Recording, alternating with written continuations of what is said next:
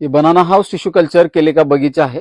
किसान जो है खानदेश से आते हैं, जलगांव जिला तहसील जामनेर और गांव है गोंडखेल। यहाँ के किसान है मधुकर शामू चौधरी। और इन्होंने कुल मिला के पौधों की संख्या कितनी है? 5,000। 5,000। और अंतर क्या रखा है? 5.5 बाय 5। आज कितने दिन पूरे हो चुके हैं इस लुंगर को? 7 महीने हो गए। 7 महीने। अभी तक कितना डिलीवरी हो चुका है? अंदर से 1000 तक। हाँ। और दूसरा बात एक है, आज से कितने दिन बाद आपका यहाँ पे हार्वेस्टिंग हो जाएगा ऐसा आपको लगता है?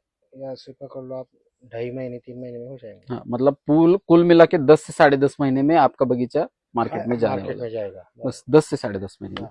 बहुत ही अच्छी मेहनत है, ना कि हमारे पौधों की वजह से नहीं, इनकी मेहनत का ये फल है कि जो भी कुछ किसान यहाँ पे एफर्ट लेते हैं उसी का नतीजा है कि आज ये बगीचा हम आपको दिखा रहे हैं, जलगांव जिला तहसील जामनेर।